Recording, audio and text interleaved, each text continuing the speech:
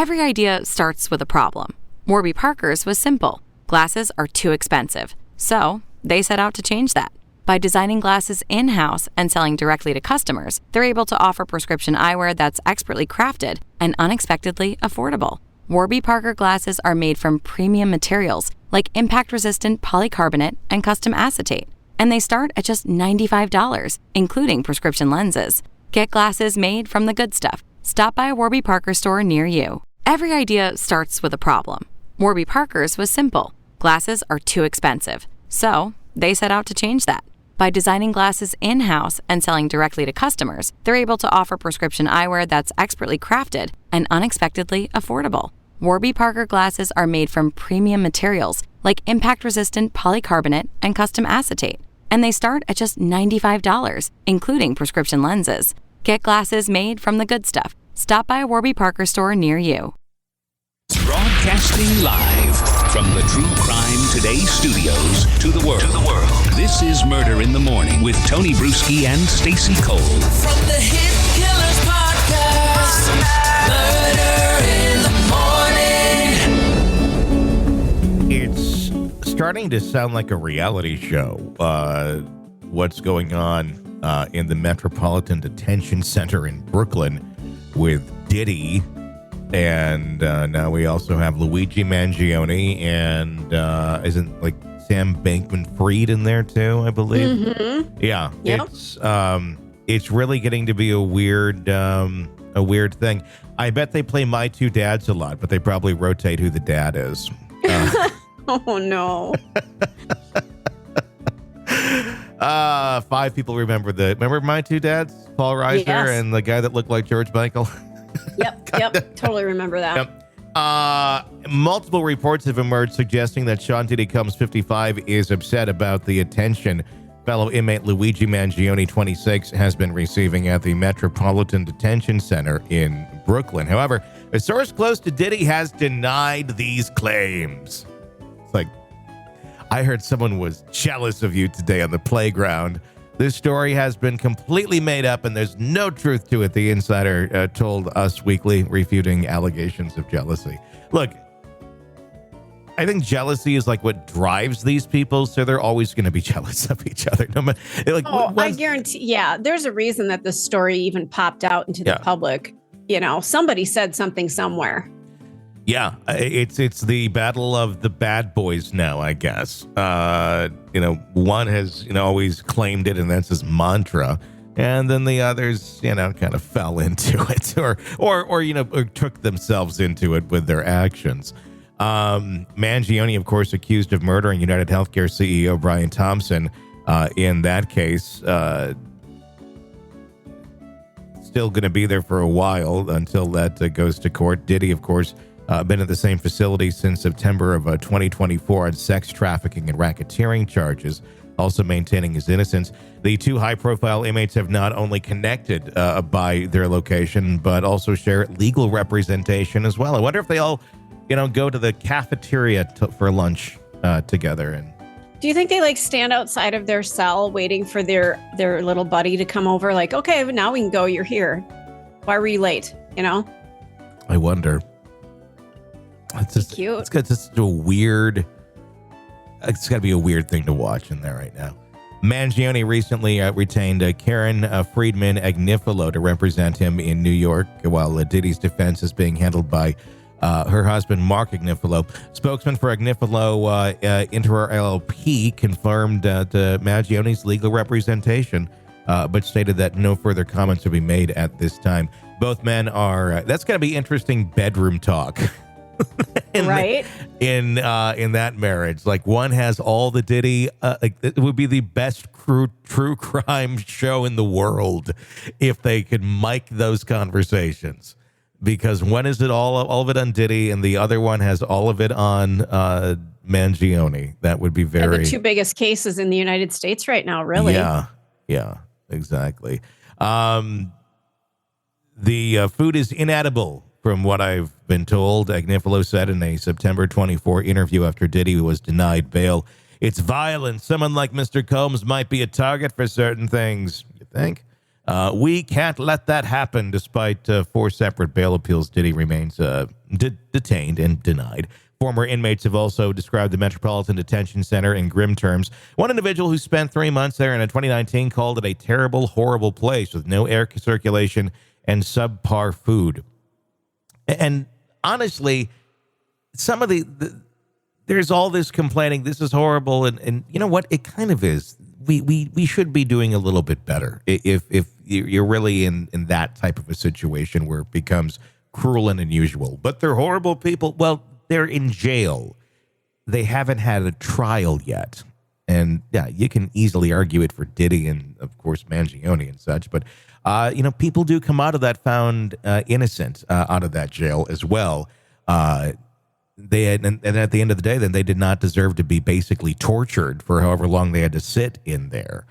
We should be upping our standards on that a bit. Not asking for anything special, but let's not treat it like, basically a step above a concentration camp.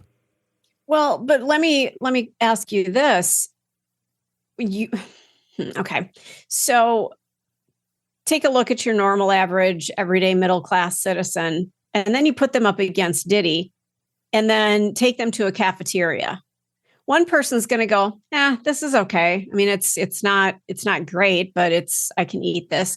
And someone like Diddy, who's probably got 7 or 8 personal chefs, sure, and can eat anywhere he wants to, anywhere in the world until all of this happened.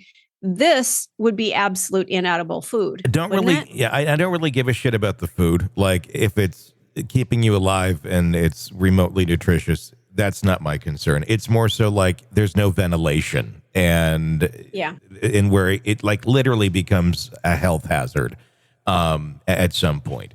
I mean, and you get everybody super uncomfortable and feeling real shitty in horrible conditions, and they're already prone to violence. You know what that makes? It makes them more violent, which actually in turn makes life harder and more difficult for whoever's trying to run the damn facility. So you make it a little more just at a level of decency for human life, and you probably would cut a lot of that shit down too. I think we've got a prison problem in this country. I know John Oliver has covered many situations where the privatization of prisons, it's a money-making business. And I get it. Everybody deserves to earn a living here, but to profit off of people who are incarcerated, something about it just doesn't feel right to me anyway. With very little oversight. And that's where the problem is. I'm fine if you want to make some money somewhere along the way.